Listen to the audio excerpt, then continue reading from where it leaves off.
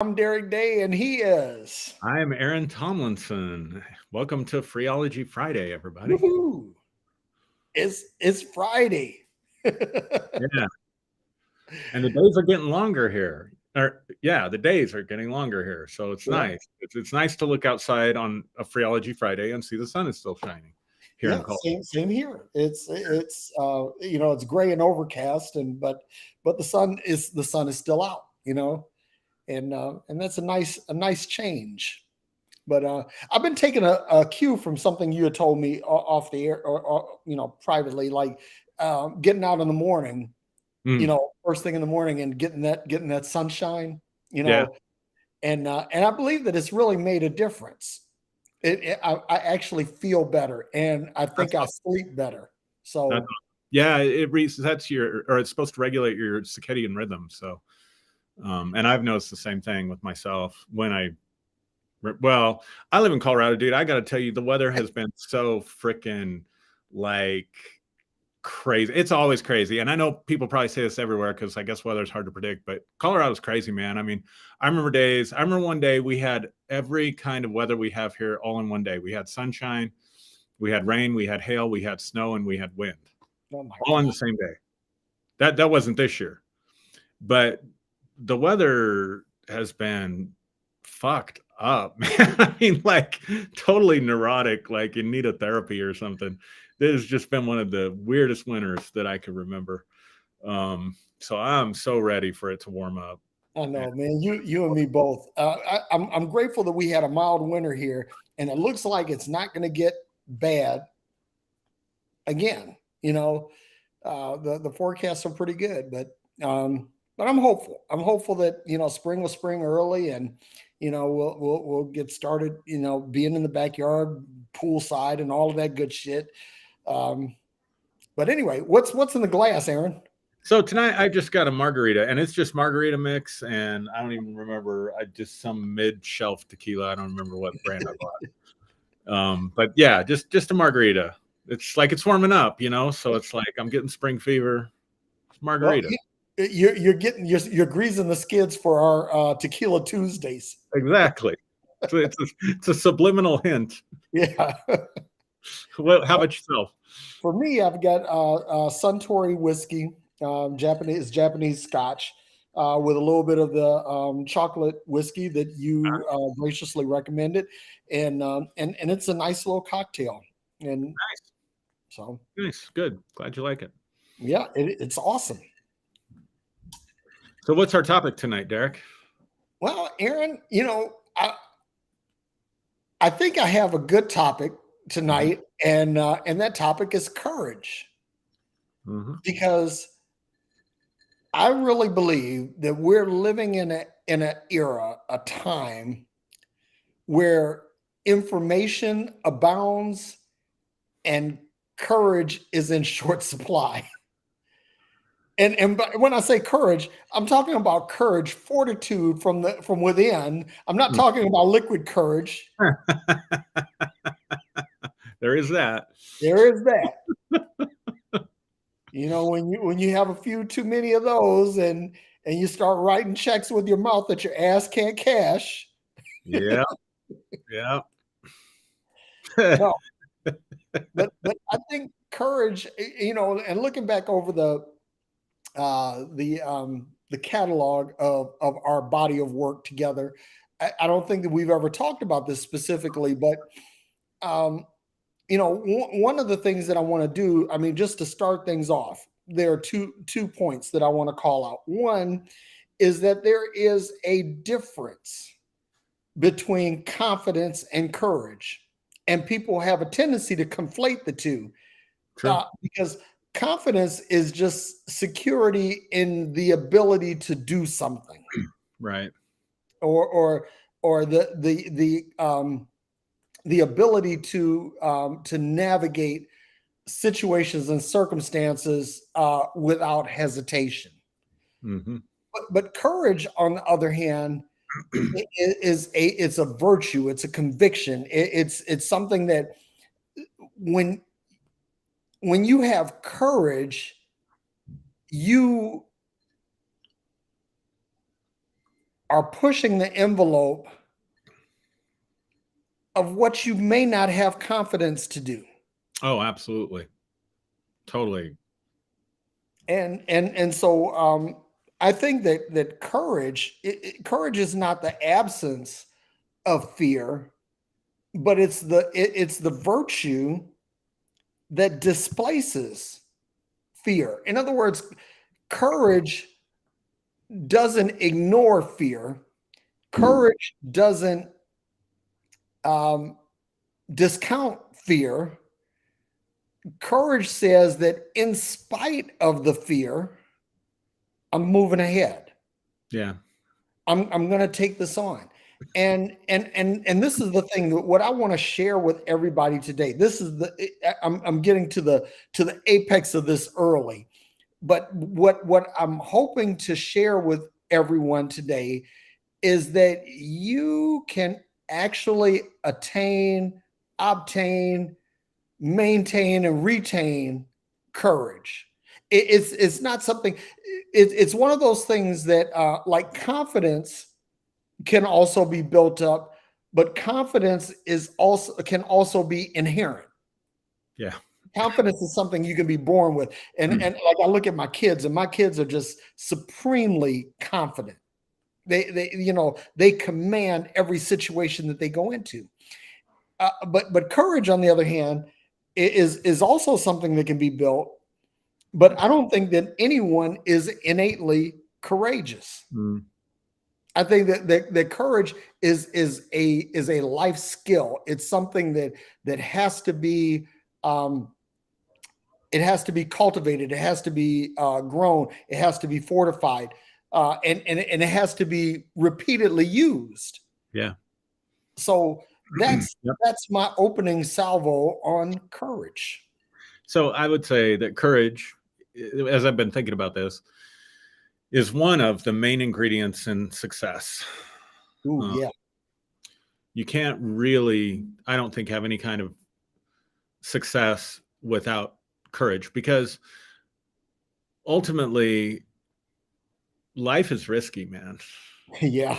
Just thinking about this, like when I think about courage, I think about risk and the ability to step up when risk is involved, right?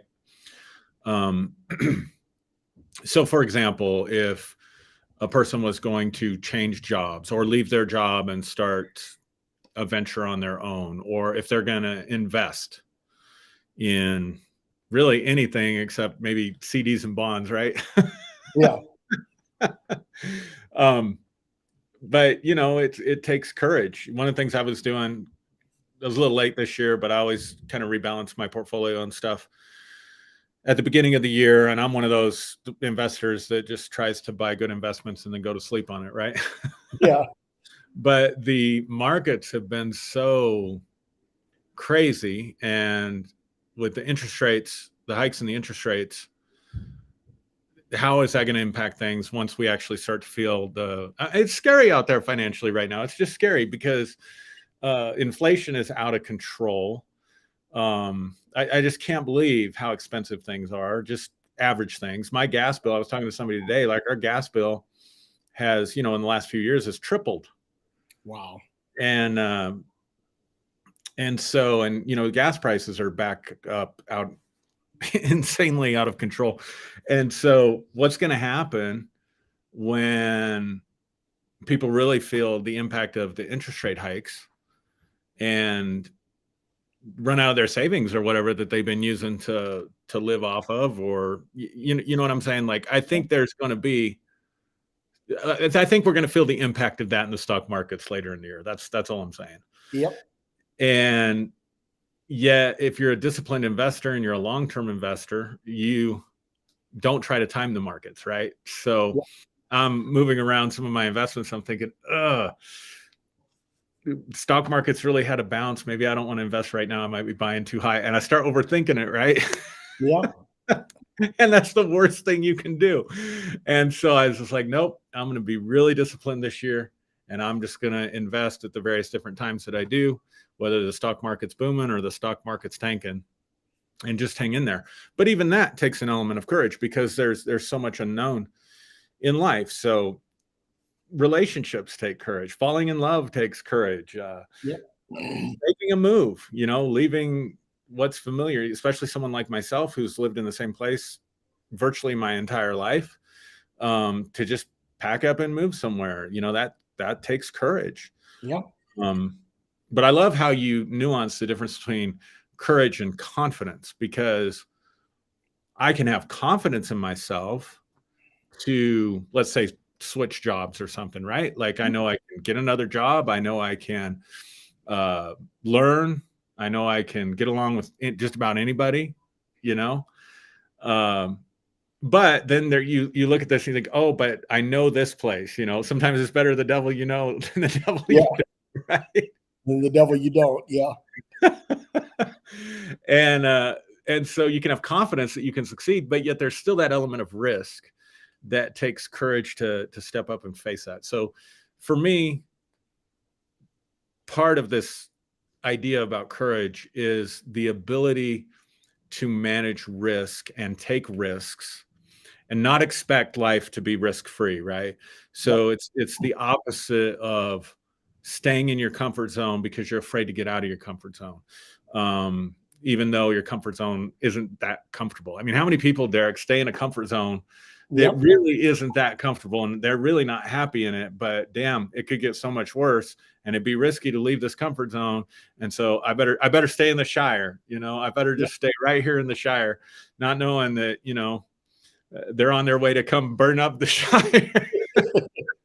Yeah. The Lord of the Rings reference there, but no, dude, I'm right there with you. It's this is one of the things that I've learned is that I remember when I joined the Navy in 1980, and my mom was really against it because she thought that because Reagan was coming into office, that we were going to war and all of this other stuff, and so I had to say, okay, I have to fortify myself and be courageous in spite of that, right? Because this is something that I knew, I won't say necessarily that I needed to do, but in order to achieve some of my life's objectives that I was aware of at that time, that I knew this was something that I should do. And so I had to muster up some courage, because here's the thing, I've always been pretty confident. Well, at least I'll say, at least since junior high, I've been pretty confident that whatever I put my hand to, I'm going to do well at it. But courage, on the other hand, is to plow out into the unknown in spite of, okay, yeah, I know I'm confident in what I can do, but what about all the other stuff that's around me? What about my environment? What about my circumstances? Yeah, that's a good point. And I want to share a very personal story. I don't share very often, but people who know me, they know the story, right? And when I was a kid, I used to be horribly afraid of dead people. I didn't like funerals. And it kind of goes back to, I think I was like maybe 6, maybe 7 years old. I was really little. I was, but my grandmother, God bless her, if there's a God, she, she had a thing for going to people's funerals and wakes and all of that stuff. And so she would drag me and my brother and sister along to and I used to hate it. But I'll never forget this. I went down, we were at Thompson's Funeral Home in Detroit at somebody's wake. Mm-hmm. I had to go to the bathroom, to go to the restroom. So the restrooms are down in the basement. Okay, no worries. Go down to the basement. Everything's nice and well lit, nothing dark or gloomy or anything like that. And instead of instead of finding my way to the restroom, I found my way to the embalming room, where there was a gentleman who was embalming the body of a woman. And I'm watching this, and the guy was like, he's like, "Hey, little guy," kind of thing. And I'm like, everything inside of me, I wanted to scream, right? But I couldn't. And I didn't even go to the bathroom. I went back upstairs, and I held that shit until we left. So I was traumatized by that, and so whenever somebody was talking about, oh, we got to go to so and so's funeral, so and so's wake, I just really didn't want to be bothered. Yeah. And true story, there was this we had a funeral home that was right around the block from us, Ramsey's Funeral Home on Dexter. And there was this kid that got shot and killed at the USA roller rink in Detroit. And this is like back in the 70s, mid 70s. And so everybody in the neighborhood was going up into this funeral home to view this body, Yeah. because I guess the parents didn't spare any expense in the funeral and everything. So everybody's just one of these morbid curiosity things. And so some of my friends, Leon, Inman, Tony, all these guys, they were trying to drag me up into the funeral home so I could go and look at this body. And I beat the shit out of all of those guys because I wasn't going. Right. I wasn't going. So anyway, fast forward. I'm going somewhere with this. Bear with me. I'm going somewhere because in 1994, my wife died. Mm-hmm. And so at that point, I had to handle death at a very up close and personal level. Mm-hmm. And it was the first time that I had to deal with it at that level. But I was fortunate, and we've discussed Carlos Howard in this show before, but Carlos was my friend, my big brother. He was the mortician that took care of everything for me. And he made this as tolerable as he could have. Well, anyway, fast forward, some years later, and my Uncle Drayton dies.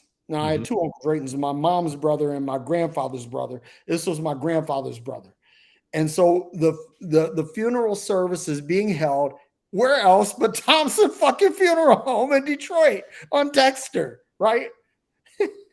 and so my son Troy says, "Dad, I gotta go to the bathroom." Oh my goodness. Oh my goodness. So it's like I couldn't tell him, "Hey, kiddo, you gotta hold it."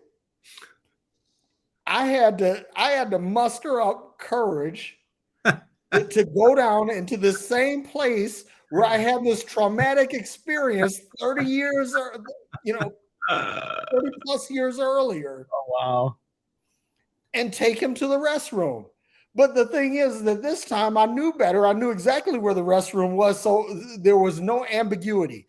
Took him to the restroom, took him back upstairs, sat back down. I'm calm as a cucumber on the outside. On the inside, I'm like, ah! So here's the moral of the story is that now, and I'll be honest, I'm not all gun ho about. I've been very close to some people in the funeral business. I'm not gun ho about going into the embalming room or the casket showroom or anything like that. I don't need to do that, but if I need to, I can. And so the thing is that this was an exercise for me in courage, and what this told me. What this taught me was that, this was the worst thing that I had experienced, and I'd overcome it. I had found the courage to displace that fear. Mm-hmm. And so what I'm saying, when I'm telling this story, I'm being very transparent to tell everybody that, yes, there's going to be shit out here that you absolutely fear. people, places, things that you absolutely fear. But here's the thing, that if you are willing to face that which you fear, you have the potential to build courage, right? And watch this. Another analogy for courage. Courage is an inoculation against the virus of fear. Mm. In other words, just like the COVID vaccine doesn't stop COVID, it just mitigates the symptoms, mitigates the transmission, right? So, Right. so the thing is, you can inoculate yourself so that what it is that you fear is not so horrible, it's not so paralyzing, that you can overcome it. Right. So, Right. Yeah, I love it. I got to thinking in my own life, I to this day, and I was this way. I think it comes from when I visited the Grand Canyon. My mom, dude, I would tell people I love my mom, you know, God rest her soul, if there is a God, like you said. yeah. Um, but she was a champion warrior, man. I mean, the matriarchal line that I came from all had anxiety disorders. And so my mother, like, made me afraid of everything. And so I think, if I remember right, I got too close to the edge or something when I was like 3 years old at the Grand Canyon, and she flipped out, you know. So I've been afraid of heights my entire life. Like, and this is crazy. I love roller coasters. Now, as long as I'm strapped in and I know I'm good, I love roller coasters. I love, you know, the Tower of Terror. You ever been bungee jumping? Well, I never did the bungee jump. Okay.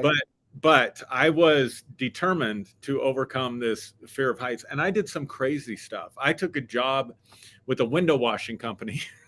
Oh, wow. Just a temporary job, and we did this, you know, they would do construction cleanups, and so I'd have to get up on these huge ladders and go, you know, up really high and sit there and wash windows while I'm just hanging onto a ladder or something. And I'd be shaking you know, I mean, it took so much courage, exactly what you're saying. And then I did we live, I live, I don't know, 30 miles from the Royal Gorge, which is the highest suspension bridge in the world, right? In Canyon City there. And I would go to the Royal Gorge, and they had this thing where you're strapped into a harness, right? And they take you way up in the air, and then they let you go and you swing out over the gorge, right? Yep. And the worst part about that was the goddamn line. Because you had to wait like at an amusement park, like you're waiting 30 minutes in line, right? Yeah. And you're just getting closer and closer. And there were guys in front of me that were vomiting because they were so nervous to do it, like literally vomiting right there. I'll never forget it. And I'm just like, don't show any fear. Don't show any fear. Don't show any fear. So then I did that the thing, which is somewhat akin to bungee jumping. Definitely not the same, and I loved it. And for whatever reason, I walked away and said, I've tried getting on high ladders. I've tried looking over the edge of high places. Mm-hmm. And now I've tried this. I'm still afraid of heights. It's like, I believed it would go away. Here's my point. I believed if I faced that fear enough and exposed myself to that fear enough times, that eventually it would go away. And it just never did, right? Yeah. And so then at that point, I was like, you know what? I'm just going to avoid heights if I can. If I have to, I can face them. I can do it. But otherwise, I'm going to avoid them. And I've done zip lining. I did that stuff. I'm trying to remember what kind of obstacle course where like you're up really high and you've got the harnesses on and you have to take the harness off and hook it over here and, you know, all this crazy like rappelling and yeah. So a few years ago, we went to Park City, Utah during the summer, and they have an alpine slide there. And the boys were still, you know, smaller. I want to say Elijah might have just turned 8, right? Just turned 8 years old. and you would take a ski lift. I would take ski lifts. I love to ski, but I freaking hated the ski lifts, man. I would sit there and just sweat bullets on those ski lifts because I look down and think, what happens if I fall, whatever this is, 30 feet or 50 feet and land in that snow? Like, is there enough snow there that I'm gonna be okay? But this is summertime, dude. You got nothing but trees and hard ground down there, right? Oh. And Elijah was always fidgety. Like, even as a baby, he was just never still. I remember the doctor commenting when we went to one of the first well visits, and she's like, does he ever stop moving? And so we all do the alpine slide as a family, and then he's like, Dad, can we go again? And I'm like, sure. And he takes off on me, and he gets on the ski lift, and the guys just let him on by himself. But the worst part, that wasn't the worst part. The worst part, Derrick, was they didn't put the bar down. Oh, shit. So he's basically sitting on a park bench, and he's doing this, and he's looking, and he's all excited with nothing to hold him into the thing, right? Oh, my God. And it's too late. I mean, I'm watching him go. I can't pull the bar down. I can't holler at him, sit still. God damn it. Dude, I don't know how long it took him to get down. I don't know, maybe 45 minutes, maybe by the time he got there, got his thing and got down. Well, but he was also getting stuck. Like his car wasn't working real good on the slide. So he was getting stuck. So he'd have to so it took forever. And I'm like watching, like I didn't leave like the spot. Like I'm just watching where they're all coming back. I'm like, is that him? No, that's not him. Where is he? Where?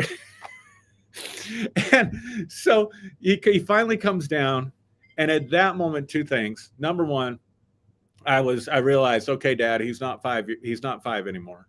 Yep. Number two, I was really proud of it. That was a proud father moment there.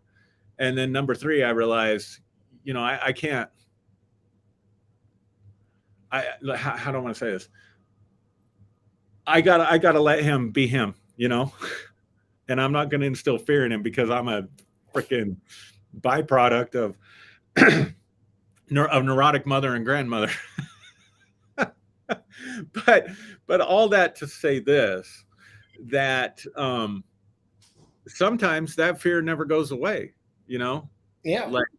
But all of those times of just deliberately facing something that I feared in hopes that it would go away help me to build up that virtue of courage that you're talking about.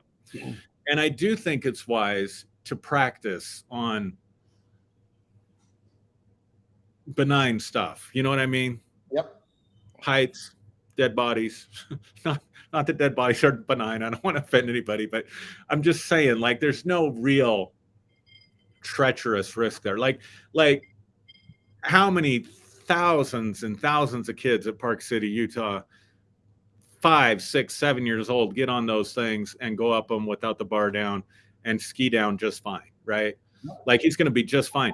But that's the other point I wanted to make. I'm creating a disaster in my own brain. I'm creating a disaster in my own mind, and my body is responding to it as though it's actually happening. Yep. And it's all just the bullshit that's in my head. There's no reality to it necessarily out there at all, but I've created all this stress and trauma for myself because of the movies I was playing in my mind of him tumbling, getting too carried away and losing his balance and tumbling 30 feet to his death,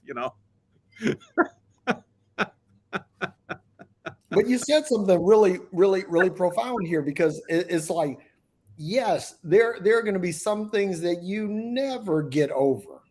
You never get over. You might get better at handling them. You might be able to mitigate the fear, and you never get over it. And that's okay. I want to say to everybody that's watching that it's okay if you never get over it. That's not the purpose of what we're talking about here, but it's learning how to mitigate that fear. Because let me say it this way, right? If you never get past uh, so you still have the fear of heights, but you're not totally averse to doing something that involves heights. Right. Because another point of confession, Aaron, I too have a fear of heights. And so some things that I did to try to overcome these things again, which I haven't, because they have that glass bridge, that observation deck at the Grand Canyon now, and that thing still gives me weak knees, right? Because you're looking down and you're looking down, right? And all the time standing on this is never gonna it's never gonna make it go away. But once you've done it, you've inoculated yourself against those effects. So what you were saying here, you create a reality in your mind. So watch this. What happens is that when you face your fears, you don't um, deny the thing that makes you afraid. You don't deny the fear, but you come away with enough to say, okay, I don't need to construct a reality out of this. Right. That this is a moment. Fear is real. I don't like this, but I also know that on the other side of this, I'm coming out of it. That Right. I'm not, I'm passing through. I've encountered, but I'm not defeated by or stuck in this. And that's the thing about courage. And let me kind of change gears on this a little bit too, because see, one of the things that I think, I mentioned early on that we have a wealth of information and a dearth of knowledge, or a dearth of courage. Um, when Dr. King was alive, he talked about the courage of our convictions. He talked about I have a dream. He talked about all of these different things, but he took that a step further and said, okay, that America has a debt to its black citizens. That poverty is an issue that plagues all races of Americans, and that war is not the answer.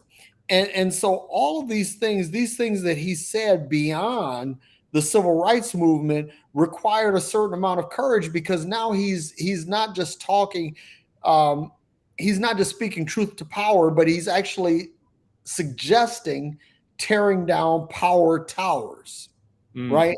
Mm-hmm. And so in order to do that, you have to have some courage. You have to muster up some courage. And I never forget that the speech that he gave in Memphis the night before he was assassinated, he said that I may not get there with you, but I've been to the mountaintop and I've seen the promised land. Mm. He knew that because of the things that he said, because of the stances that he took, that there was going to be challenges to his life. Mm-hmm. But he mustered the courage to stand by his convictions, Mm. even though it might kill him. That is, Yes. and I'm not saying that you have to face things to the point where they'll kill you. But let me give you an example. I'm another example, because I've said this before. I'm an atheist, right? And part of the reason why I'm an atheist is because Christians, when looking at things that were going on in this country, um, unarmed citizens, primarily minority, being gunned down by police. Now, I've said this before, and I'll say it again, that if the Christian community in America at large were to just simply speak up and say enough's enough, we'd settle this in a matter of days. Mm-hmm. But this doesn't happen because The Christian community lacks courage Mm-hmm. because everybody's afraid, well, if I say this, I may be ostracized. If I say this, my marriage may be challenged. If I say this, my business or my job might be challenged. If I say something this could have impact on me. But the thing is that this what courage says that in spite of these fears, I'm going to face this. And to your point, Aaron, you're saying, I'm not going to allow what I'm afraid of to construct a reality for me. I'm going to forge ahead and yes, I'm afraid. And let me say this again to everybody that's watching, there is nothing wrong Right. with being afraid. Fear is a natural emotion and reaction. Nothing wrong with it. Yeah. But what happens is that if you say if you let fear overcome you, let's say for example that you don't have the courage to speak to someone who you're physically attracted to. This may be you may be facing the moment that will change the trajectory of your life, and because of fear you allow yourself to be silent, you allow yourself to shrink, and you don't say anything, and so you miss an opportunity. Or like you were saying, in investment, right? You see an investment opportunity, you know that the numbers are right, but you fear the possibility of losing everything, and so you create this reality that doesn't really exist, and as a result you pass up this opportunity. How many people have passed up on MCI, on Microsoft, on Apple, on Tesla, on Google, because of fear? How many people miss the opportunity to really blow up their portfolio and change the financial trajectory of their lives because of fear? So again, yes, fear is normal, but amassing, attaining, maintaining, retaining courage is the thing that will allow you to you're not going to eliminate the fear. That's just like another analogy. God, I got to say this too. When I was in the Navy, the ship that I was on displaced 50,000 tons. Now, this is not the dry weight of the ship. This is the amount of water that it displaced. That this hunk of steel, iron, aluminum, magnesium, that it is able to move enough water out of the way so that it can exist in the water. It doesn't stop the water from existing. It just simply finds a way through it. And so that's the thing, think of the fear as the water, you know, and the ship is the courage. The ship is that moment. It is that and here's the other thing too. Courage doesn't necessarily have to be permanent. Right. It's not. I would say it's not permanent. Yeah, and so I would agree with you that courage is absolutely temporary. Yeah. I love I love how you put that. If you're afraid to ask someone to speak to someone that you're attracted to, or you're afraid to invest. But the way you said that, if you're afraid to talk to somebody that you're attracted to and you overcome that, you muster up the courage to do that. That could be the thing that changes the trajectory of your life. Yep. And so just kind of bringing those two together, that we need courage temporarily because most of us are not constantly facing situations that we're afraid of, right? It's those brief moments that we have to fight those fears. And I love how you brought that all together, Derrick, because I'm constructing a reality. So the idea of, when I was younger, I'm really attracted to this, female, but she's out of my league. She's going to laugh at me, whatever. I mean, guys today don't even know how easy they have it. Like when back in our day, when you were going to call a girl and ask her out, you had to use the rotary phone, right? Yeah. You had to dial it, and you had no idea who was going to be on the other end of that. And I was always terrified that like her dad was going to answer, or like I could handle the mom, but if the dad answers, like the awkwardness is Lisa there? What? Who's this?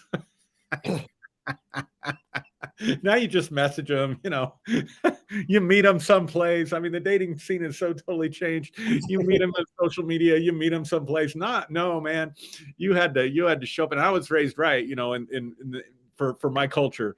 Like you go to the door, you meet the parents, you ask what time they want their daughter home. You reassure them that you'll take good care of her. You walk through the whole ritual before you could even take her out. Like if you didn't meet the parents and give them the reassurances, you weren't like, if something came up, you showed up for the date and the parents weren't there and you'd never taken her out before, then that's the end of the date. Exactly. It took courage back then, damn it. And not liquid courage, by the way. Oh, for sure not. But so the point is, it's temporary stuff, right? We're facing temporary situations that can have long-term lasting results. If you stay stuck in that fear, so that guy that's afraid to, ask the girl out on a date or whatever, stays stuck in that fear.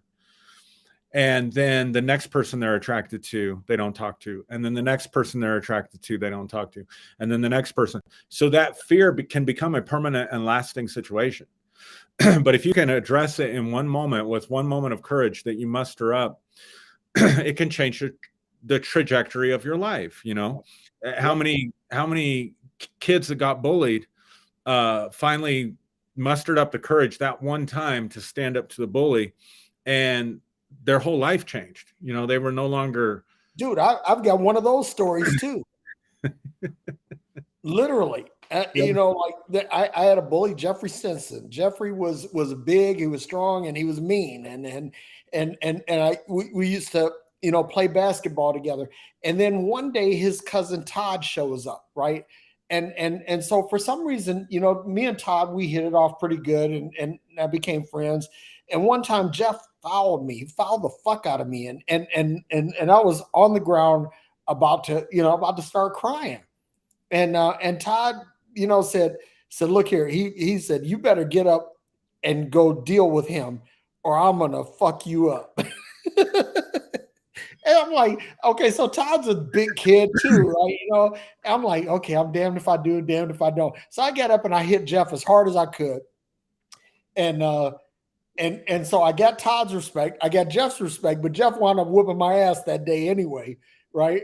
But what happened was that these two guys became two of my closest friends as the result of this incident. Right. I've been friends with these guys for almost 50 years. And so watch this.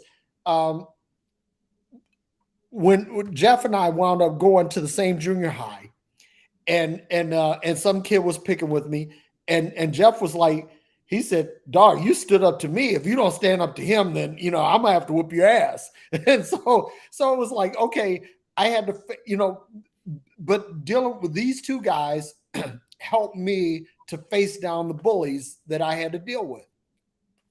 So.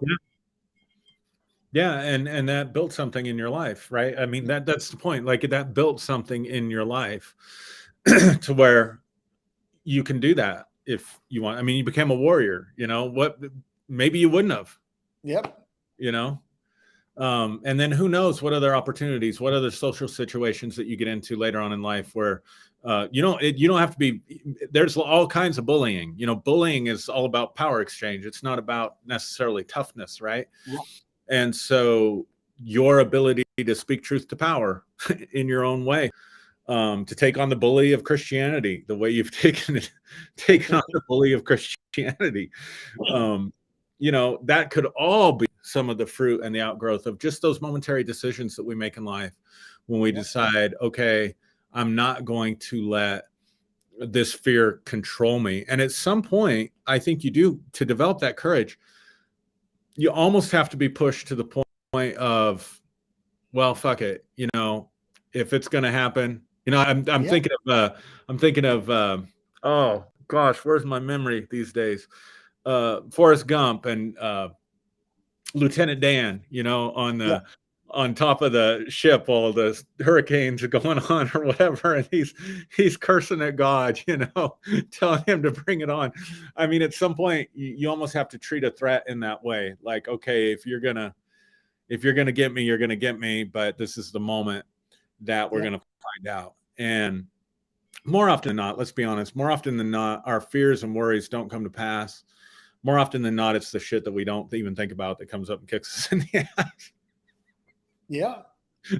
So all that worrying, it just doesn't do anything that enhances or betters your life. Not that there's anything wrong with worrying. I'm Yeah. not saying that. I don't want people to think that you can live a totally worry-free life. Some people can, but that's just their temperament. I've always had a more anxious temperament. I just always have. I've always had to deal with this anxious temperament inside myself.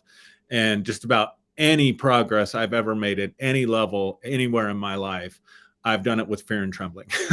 You know what? And let me tell you another situation is like years ago, my wife, she was sick and she was dying, and she would try to have this conversation with me about what she wanted to have done and all these different things, and I just didn't want to deal with it. I refused to deal with it, and it wasn't because I didn't want to hear her. It was because I was afraid. I didn't know what was on the other side of her dying, and I didn't know how to process that. But Hmm. her our family doctor had said, he came to me and he said, "Hey, listen, um, whether you choose to accept it or not," said, "Loretta's at the end stage of her life now." He said, "Either you can deal with the things that she wants to talk about, or you can bury them and feel bad after she's gone that you didn't talk about them." Hmm. And so I had to muster up the courage then to sit down and listen to my wife talk about what she wanted to happen Hmm. after she died. Hmm.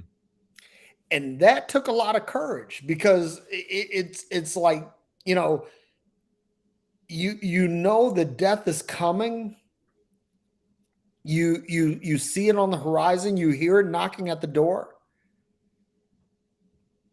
and yet you say, okay, I want to kick this can down the road. I just don't I don't want to deal with this. And that so let me say this, because see, the opposite of courage is cowardice. Hmm. Hmm. What keeps you from being courageous is what makes you cowardly. And here's the thing: cowardice is not a admirable attribute. Hmm. I don't care what the context is. Right. That if you compare and contrast, if you juxtapose cowardice and courage, courage is always going to emerge superior. Hmm. Cowardice is always going to be viewed as inferior. Hmm. And this is something you have to, as an individual, you have to make some conscientious decisions about, where you say, okay, am I going to shrink back and allow fear to dictate my life? And am I going to be a coward in the face of this, or am I going to be courageous in the face of this? And this is the thing, that one of the things that I hate that people try to conflate um, courage and championship, Mm, where that by being courageous automatically makes you a champion. It doesn't. it's so true, Derek. Sometimes this courage simply means that you are not going to accept defeat. This is not to say that you're not going to be defeated. This is not to say that you're not going to fail. It's not because failure is a reality of life, but it just simply says that I'm not going to just accept that as my default position. Yeah. Drink time. That's good stuff, man. I love it. I'd be curious. I'd be interested, people in the comments, if you're watching, like, what are some fears that you've had to overcome or address, and how have you managed those things in your life, and what is fear preventing you from, if you want to share in the comments, what is fear preventing you from doing that could change your life for the better? I mean, that's the one thing, like, that I'm kind of stuck on, because I'm kind of in this personal transition myself right now. And I will say this, my dad used to tell me this, and I'm really experiencing it now that I'm about my dad's age, was, he used to tell me, when you're young, go out and take risks and make all your mistakes, because you still have time to recover. Yep. And while I wish I would have applied that advice more, there's definitely situations I can look back on and think, damn, I wish I would have listened to my dad when he said this, in this situation. But I did take a lot of risks earlier on in my life. And now that I'm older and there's more runway behind me than ahead of me, it's like I'm more tentative, and because I am thinking, oh my God, if I step out and do this, am I going to have the time to recover? Right. And so my point is that I can allow myself to get boxed in by that and then just stay stuck in the rut. And, we talk about the paralysis of analysis, but there's also the paralysis of cowardice, right? Where like, I'm so afraid, I don't know what to do. Or another thing that I've learned, living with lack is easier sometimes than living in abundance, because when you're in lack, most of your choices are binary. Here's what I mean by that. Either I apply for this job and take it, or I don't eat, right? Either I rent or I buy a house. Either I, you know what I'm saying? But when you have more means, now there's lots of, maybe 1,000 different things you could do, and they all look good and they all look risky at the same time. And you can sit back in cowardice and be afraid to move forward or commit to a particular course of action. And you're really paralyzing your own life. And so, it's been good talk, man. Good growing in real time. Yeah, I mean, it's really good, and I think about this, like, how, you ask the question of everybody that's watching, like, what are they, what have they faced, fear wise, where they had to muster up some courage for, and I want to take that a little step further. Um, or maybe not so much a step further, but in a different direction. Like, how has courage? Okay, let's take two different scenarios. One is where fear has gripped you and has influenced your decisions, and the other is where courage was applied to counteract that.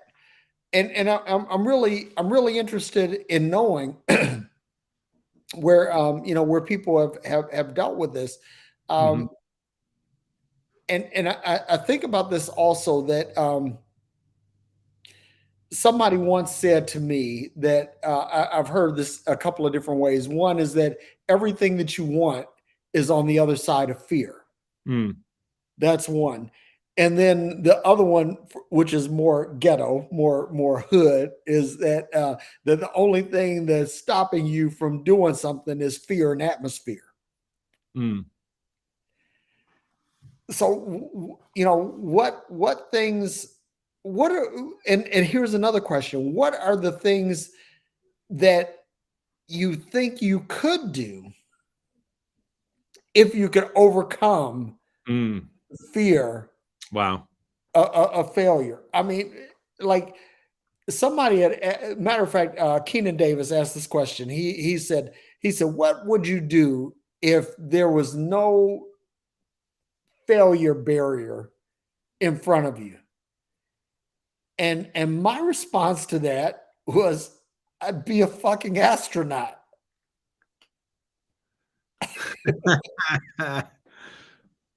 Because I mean, I'm 60 years old. I'm past the age that of consideration for an astronaut. I may not. I may think that I don't meet the physical requirements or whatever, but here's the thing: I may still be able to do this because I'm 60 years old, but I'm a pretty healthy 60-year-old. I'm a Mhm, pretty fit 60-year-old. mhm. So, could I do that? I don't know. Yeah. Yeah. Yeah. Those are great questions to just to ponder, Um, really good self-inquiry. It's good self-inquiry. Even Yeah. if you don't do anything with it, even if you just stay where you're at in life or whatever, to just know yourself and know, Yeah. okay, and again, just to keep emphasizing this, I think I saw Ben Urban quoted our buddy oh gosh, the success guru, the one of the early ones. What was his name? Um, Fear is false evidence appearing real. Um, ah, damn, it sucks. It sucks having a few extra trips around the planet, around Yeah. the It sun. does. Yeah. Well, there's another one too. It's like fear says false evidence appearing real. There's another one that says fear is face everything and rise. Ooh, I like that one. I like that. Um, one of the things that I do. Um, God, let me give you an example. This is a real time example. Today I had my annual review at work, and I personally think that my boss doesn't like me, Mhm. and so knowing I've known that this was coming for a week, and this has given me great angst, great apprehension. But Sure. it turned out it was not a bad conversation. Yeah. It was not a bad thing.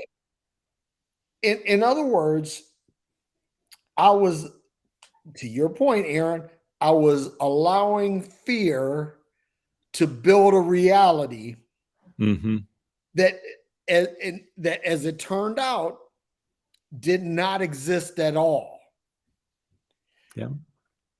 I could have faced everything and rose because this false evidence appeared real. Mm. I love that. Love it.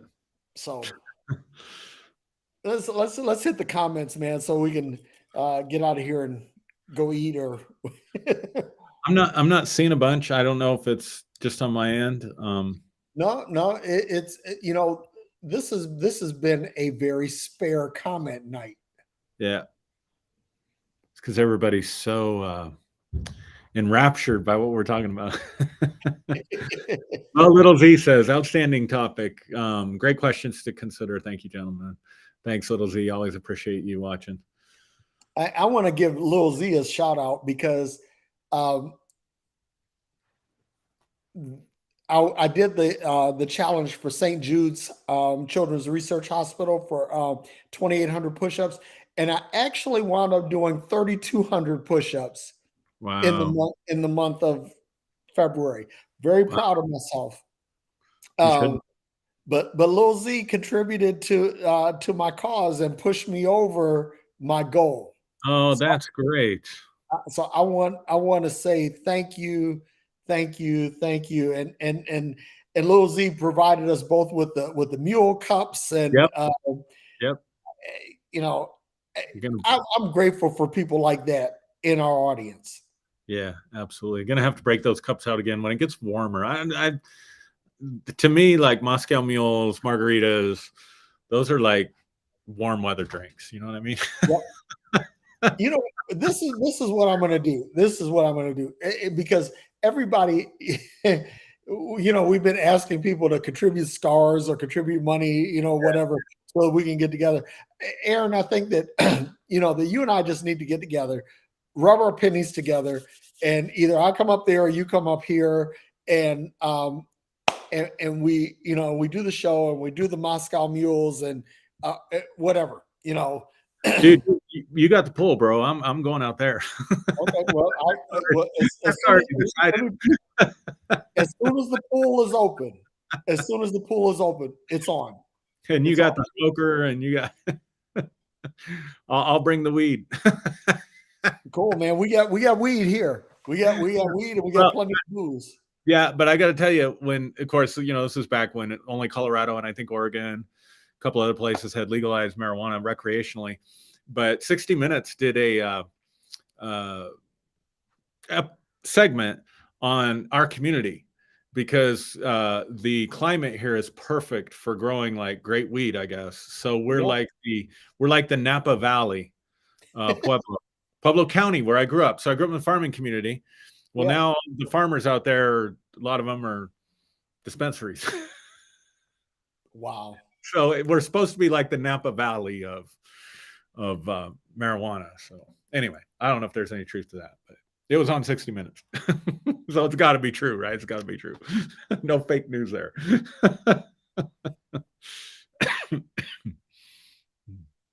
So Ben also said, he said, cowardice is sacrificing our principles to something that we can only imagine is real. Yeah. That's on point, Ben.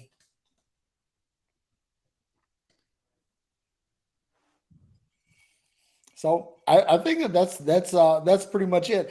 I don't know about you, Aaron, but this was a really good. This was cathartic for me. It was therapeutic for me too.